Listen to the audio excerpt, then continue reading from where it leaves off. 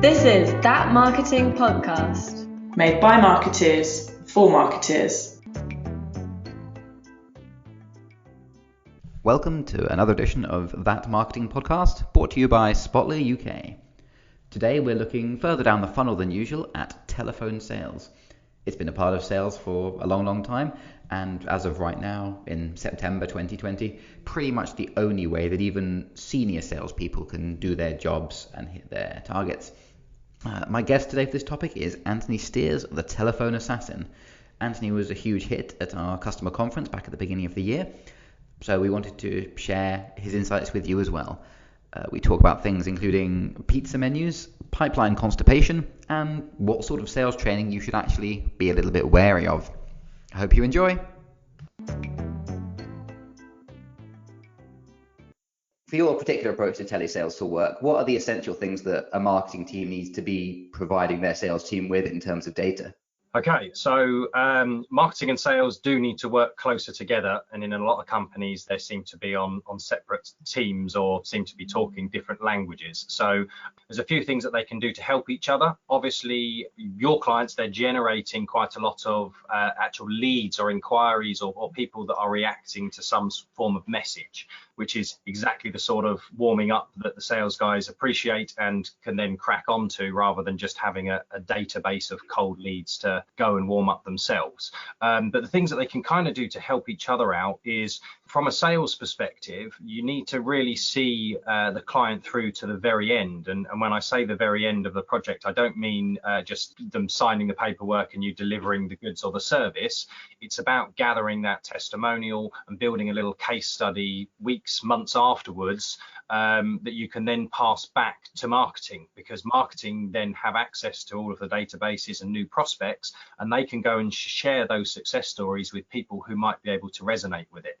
And that in itself will create a new batch of people that will engage with an email or a post on social media or some form of marketing, which shows that they're technically warm and therefore worth giving to sales, and for sales to try and follow up and push through our sales journey. So it is vital that sales and marketing really work together. And one of the lovely things that happened off the back of GatorCon, one of the people that was in the audience that I spoke to afterwards, she went back to her office and did start making some phone calls, to the surprise of her sales team.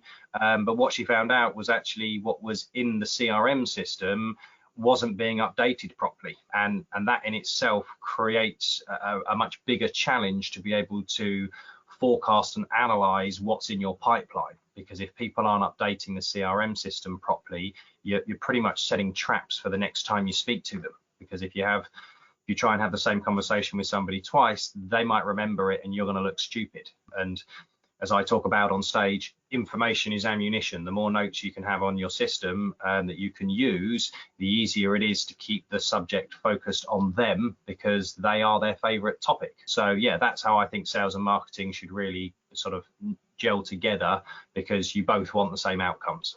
Obviously, having the correct information is very important to have those effective sales conversations.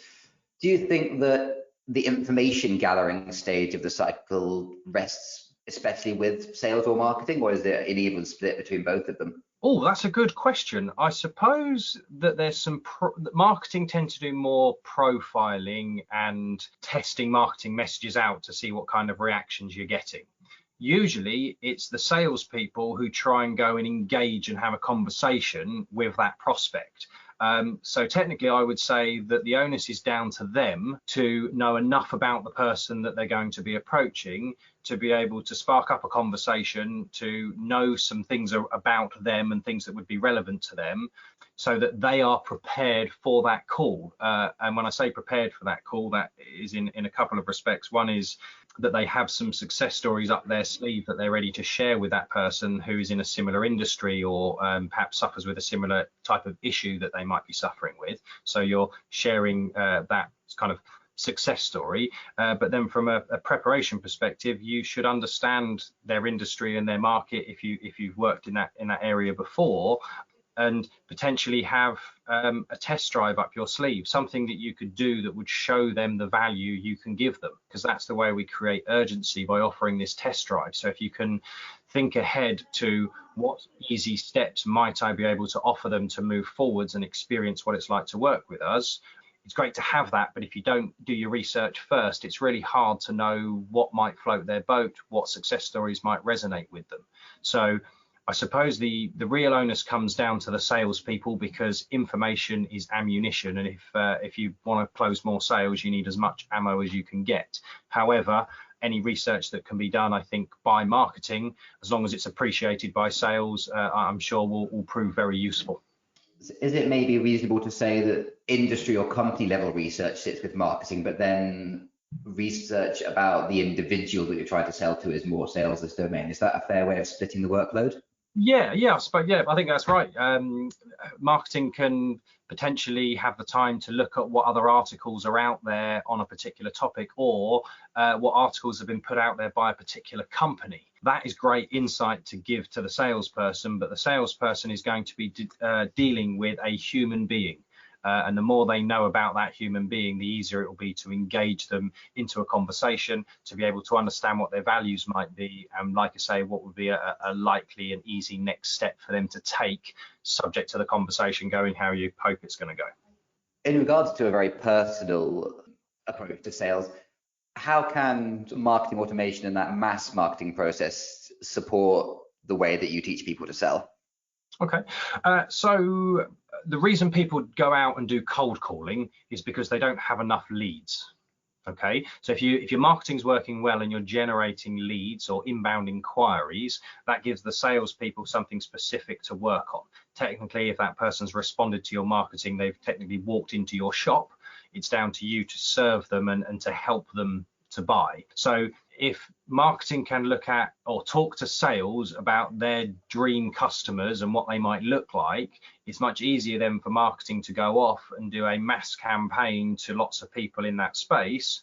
Because if you send 1,000 emails and you can get 500 people to open it, then fingers crossed you'll get 10%, 50 people following a link and hitting an article on your website. And if you can get 50 people to your website, hopefully, if it's doing its job properly, you get at least a couple of people that will either pick up the phone or perhaps fill out a contact form. And marketing can really generate that top end of the funnel to try and do some of the legwork, identify some quick wins or some low-hanging fruit, people who timing wise they've got the message at just the right time, it is a topic that they want to talk about and therefore are ready to engage. It's much easier for them to do the legwork digitally rather than obviously cold calling individuals randomly and just hoping that you eventually get lucky. In your GatorCon presentation, one of the techniques you talked about was leading with one big objection to make it safe ground to talk about. Do you think that's a sensible step for marketing comms to take too, to lead with an objection, or does it only work in a no, absolutely face-to-face telephone concept? Certainly work with marketing comms, and basically it's just addressing the elephant in the room. When you're prospecting, I think the example I gave on stage is when you're prospecting, you're trying to knock on a door that hasn't been opened before, and you're trying to possibly replace a incumbent supplier. The most common objection that you typically get is, that's great, but we're not looking for that right now. Okay, and that's just something that sales is a numbers game, but it's about good timing, really. You catch somebody at the right time, or when they're thinking about a particular thing, you can get them to take action. Example I usually give is, I've worked with quite a few insurance companies, and really what they want to know in the early stages is, when's your renewal date? Because if you've just renewed your insurance in the last couple of months, they know you don't want to talk about it for at least another 9 months because it's not that exciting. Okay, and that's just something that if you can put that on the table early and say to somebody, hey there, this is what we do, but I'm assuming you're not looking for that right now, it makes it safe for them to talk to you about the fact that they're not looking for training or whatever the service might be right now, but allows the conversation to continue to move forwards. And it typically opens them up to saying, oh, actually, no, we're not looking at training right now. However, and then they go on to tell me what training they have got already booked in, or when their budgets might be available for them to invest in training, which starts to give me a better idea of what their desired time frame would be, which then allows me to get it back into my CRM system and nurture that along until they are ready. Because I talk about sales being a numbers game, but it's less about trying to sell or get get over objections. It's more about capitalizing on the conversations people are ready to have and helping them to buy. And best way to do that is to make sure that now is a good time that they are thinking about it, because then they'll fully engage in the conversation. If in your industry, I don't know, budget is a particular issue that you tend to come across quite a lot, if you have a payment plan or something along those lines, or you do a subscription type service, that's something that you might sort of say to people, look, I understand you probably don't have a budget for this. However, a lot of our clients would choose to go down this payment plan option, which allows them to spread the cost. Benefits of that to you is that you can start reaping the rewards and the benefit of having our product and our service straight away. And as that starts to help you earn more money or waste less or whatever, your return on investment helps cover the cost of it, for example. So that's an example of how you might then approach if budget was an issue, for example. Do you think it's easy enough to group different conversations into categories that sales can feed that back to marketing in a sort of broad or structured way, or does it have to be very much one-to-one feedback on each conversation that sales are having? So I unfortunately, one thing I didn't really get to kind of go into detail on at GatorCon was how you measure the effectiveness of these conversations that the salespeople are having with prospects and with clients. And the best way to do that and to track it and to feed back to marketing, or for marketing to be able to see how well it's going, is to map out a customer journey, or what I would call your sales cycle points, which pretty much maps out each step within the cycle that you're going to need to take somebody through in order for them to decide that they want to do business with you. So example that I would usually give is for your first point is for getting the name of the person you think you need to speak to. Your second point might be to look them up on LinkedIn and do a bit of research and find a case study that they might be able to relate to. Your third point is actually scored when you pick up the phone and talk to them. You actually have to get them on the phone to score your third point. Once you've got them on the phone, you need to get permission to speak, which should just be one of your company standards, but you might want to throw that in there as a point. But let's just say you've got them on the phone and you've got permission to speak. That's your fourth point. Your fifth point is purely getting them to agree for you to drop your pizza menu off. And that was the analogy that I gave on stage, is prospecting should feel like you're dropping off a pizza menu and not trying to take an order. I think we've all had takeaway menus put through our letterbox on a weekly basis, but none of us seem to get them come and knock on our door and just ask to take an order, because that would just be rude. So yeah, from a points perspective, you need to take people through a journey where they have agreed for you to drop off your pizza menu. And once the pizza menu's been dropped off, you then need to confirm where you're going to send it to. So it might be gathering their email address. And then finally, at the end of the call, you need to take final responsibility for the next time you're going to speak to this person. So you're now up to point sort of 6 or 7, really. And you've just got to the end of a call where somebody's gone, yeah, we might be interested in the future. Send me a case study. OK, so technically, if you can make sure that you map out every step in your sales cycle, it becomes really quick and easy to identify where the bottlenecks are within the pipeline, okay, or who is suffering with what type of pipeline constipation, i.e. is John in sales getting stuck when it comes to the follow-up, and is Andy in sales actually getting stuck because he's not dropping off enough pizza menus and he's not making enough calls. It becomes quite easy to spot those bottlenecks, which means it's easy for marketing to react, either to help sales to overcome that step and move somebody through the journey, or to bring in somebody like me who can work very specifically on a couple of phrases or things that they could do to either prevent that objection from coming up, or how to get round the objection next time it comes up. So it should be getting measured, but the best way to do this is to map out the sales cycle, but from a communication perspective, every step of communication that needs to happen between people for things to move forwards. Yeah, so it sounds like the biggest pitfall there is not giving salespeople enough of a structure before they dive into making calls. Is that fair to say, or is there another big pitfall that we really need to think about before that? It's just having a structure and a plan for the conversation and thinking through what questions are they going to ask, what concerns are they going to have, what can I do to prove to them that I know what I'm doing, and what could I offer them that might entice them to take a next step and look a bit closer. too many people go into calls, I think, with a script, which is their icebreaker or their elevator pitch, and usually they just read it and it doesn't come across very well. And the reason I'm not a fan of scripts is the person that you're phoning hasn't been sent their copy. So they usually say something that isn't on the script, and if you try and return back to your script, you end up distorting the flow of the conversation, which tells them something's wrong and that you're trying to do something, and therefore you're probably in sales.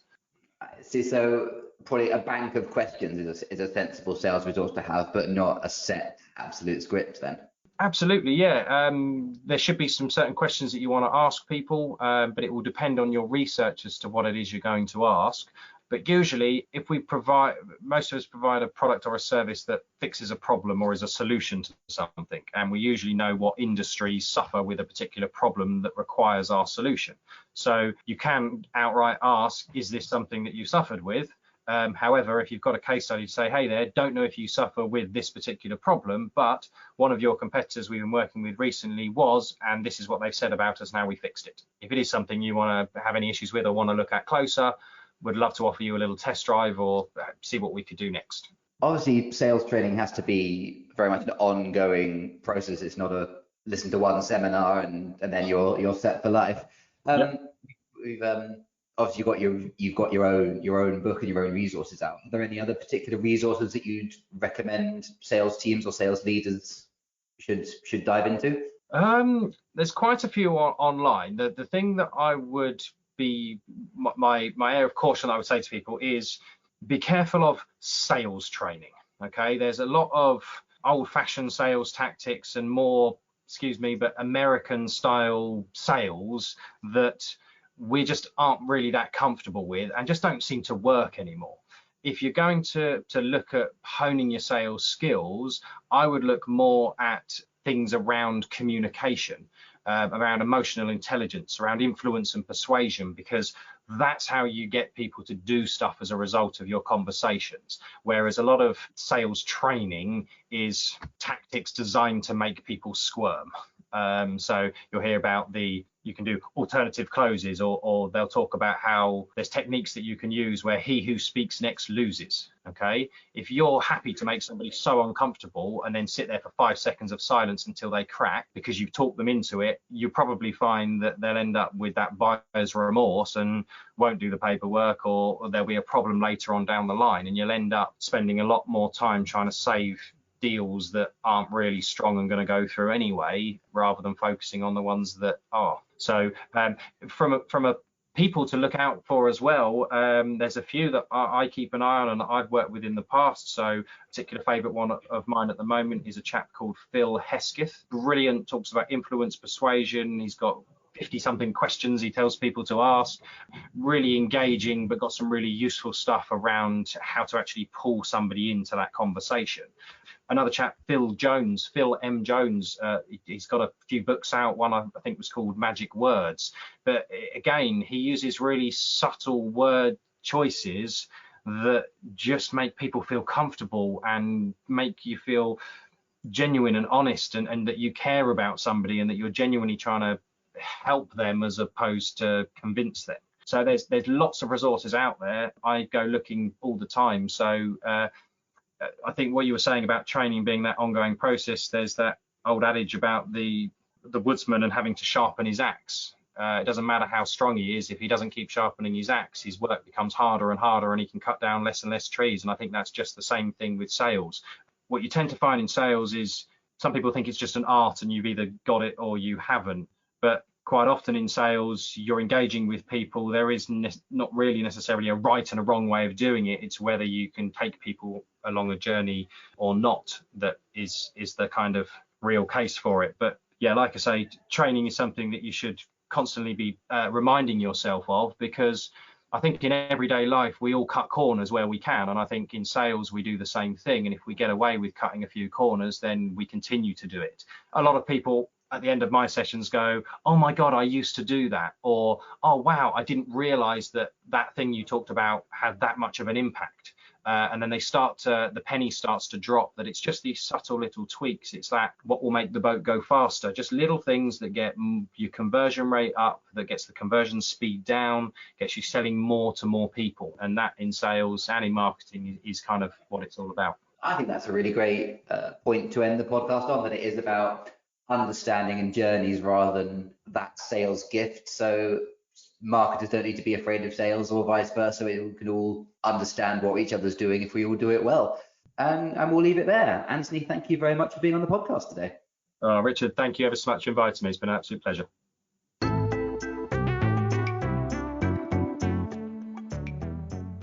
Thank you for joining us for another episode of That Marketing Podcast. You clearly have wonderful taste. We hope you found the content useful and enjoyed it. We'd love you to subscribe wherever it is you're listening to us. Maybe leave us a review. If you can think of a topic that you'd like us to cover, or even if you fancy coming on the podcast and sharing your own experience on a particular topic, you can reach us at marketingteam@spotler.co.uk. Thanks once again, and happy marketing.